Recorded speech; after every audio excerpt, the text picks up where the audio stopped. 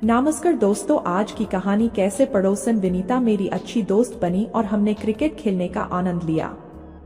मेरा नाम अतुल है, मैं सरकारी कर्मचारी हूँ, साथ ही हमारी खुद की गौशाला भी है। मेरी उम्र 45 साल है और मेरे एक लड़का है जिसकी अभी अभी शादी हुई है। मेरी पत्नी का निधन 2 साल पहले हो चुका है। यह बात कुछ 6 महीने पहले की है। हमारी गौशाला से सटे मकान में एक परिवार रहने को आया था। वह पति और पत्नी और उनका बेटा 3 सदस्य थे। उनके बेटे का दाखिला कॉलेज के B.Tech में हुआ है और वो हॉस्टल में ही रहता है। पति का नाम निखिल, वो एक ट्रांसपोर्ट कंपनी में काम करते हैं और ज्यादातर घर से बाहर ही होते हैं। उनकी पत्नी विनीता हाउसवाइफ के साथ एक बीमा कंपनी में एजेंट भी है। वो बहुत हंसमुख और मिलनसार महिला है। पड़ोसी होने की वजह से वो अक्सर हमारे घर आया करती थी और मेरी बहू से भी उसकी अच्छी खासी मित्रता हो गई थी।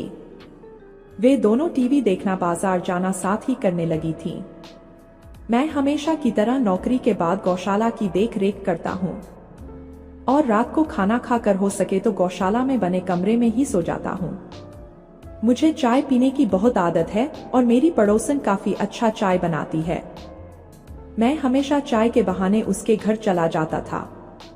उसे भी चाय पीते वक्त मुझे कंपनी देना अच्छा लगता था। हम काफी बातें करते थे, वो मुझसे काफी घुल मिल गई थी। शनिवार के दिन मेरी छुट्टी जल्दी हो जाती है। एक दिन घर आया तो देखा कि विनीता हमारे घर में अकेली थी। तो मैंने पूछा, क्या बात है कौशल्या जी, आप अकेली हैं? क्या ऑफिस की छुट्टी है आपकी और मेरी बहू रानी कहाँ गई? विनीता बोली, जी आज मेरी छुट्टी है। आपका बेटा आपकी बहू को लेकर डॉक्टर के पास रूटीन चेकअप के लिए गया है। आपकी बहू ने कहा था कि आप स्कूल से जल्दी आ जाएंगे, सो उसने मुझसे थोड़ा घर का ध्यान रख लेने को कहा है। आप फ्रेश हो जाइए, मैं आपके लिए खाना परोस दूंगी। मैं बोला, अरे नहीं नहीं, आप क्यों तकलीफ करती हो, मैं खुद ले लूंगा। तो विनीता बोली, कोई परेशानी नहीं है, आप फ्रेश होके आइए, मैं खाना गर्म करती हूँ, वरना फिर कभी चाय नहीं पिलाऊंगी। मैं बोला, ठीक है जी, लेकिन आप अपने लिए भी निकाल लो, दोनों साथ ही खा लेंगे।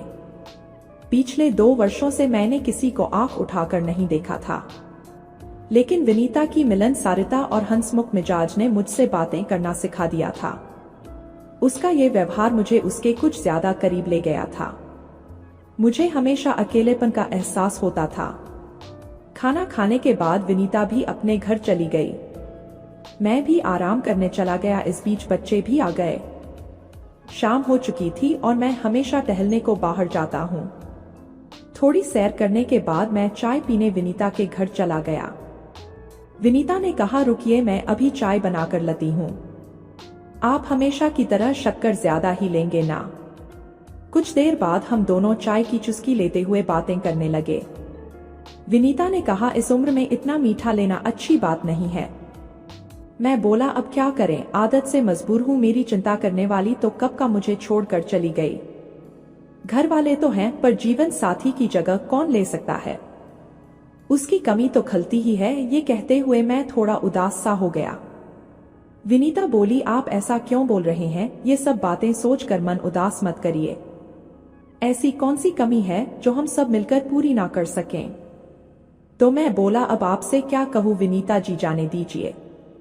तभी विनीता बोली, क्या अतुल जी, मुझे लगा हम आपसे इतना घुल मिल गए हैं कि दिल की बातें जाहिर कर सकते हैं, पर शायद आप हमें अपना नहीं मानते हैं। मैं बोला, हमारी जो उम्र की अवस्था है उसमें जीवन साथी की क्या भूमिका होती है? विनीता बोली, मैं समझ सकती हूँ आपके पास जीवन साथी न होने का दुख है और मुझे जीवन साथी होके भी वो सुख नहीं है। ये सब किस्मत की बात है। वैसे एक बात पूछूं, इतने समय बाद आप ये सब ख्याल मन में क्यों ला रहे हैं? मैंने जरा मुस्कुरा कर ताना कसा, क्या बताओ विनीता जी, सब आपकी चाय की गलती है। वो हंसकर बोली, लो अब मैंने क्या किया? तो मैं बोला, विनीता जी, आपके हाथ की चाय मुझे हमेशा मेरी पत्नी की याद दिला देती है, इसीलिए मैं हमेशा चाय पीने आपके घर आ जाता हूँ, आपको परेशान करने। विनीता बोली, आप हमेशा ऐसा क्यों कहते हो? परेशान करने मुझे कोई आपत्ति नहीं है, आपको चाय पिलाने में, और चलो इसी बहाने आपसे इतनी बातें भी हो जाती हैं। वैसे मेरी और आपकी बहू की काफी जमती है, फिर मुझसे बात करने के बहाने क्यों जी? मैंने कहा आप भी ना। अरे दो औरतों और एक औरत और मर्द के बीच बात का फर्क अलग ही होता है। मैंने कहा वैसे आपके पति देव से भी फोन पे बातें तो होती ही होंगी क्यों? तो वह बोली अरे कहाँ, उनको काम से फुर्सत ही नहीं है, कभी फोन कर लो तो बस छिड़क कर फोन काट देते हैं। मैंने कहा कोई बात नहीं विनीता जी, आप मेरा नंबर रख लो, जब जी करे फोन करिए।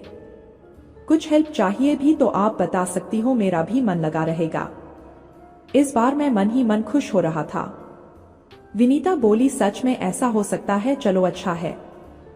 और एक बात, आप प्लीज मुझे विनीता जी या आप करके मत बोलिए, सिर्फ विनीता और तुम भी कह सकते हैं।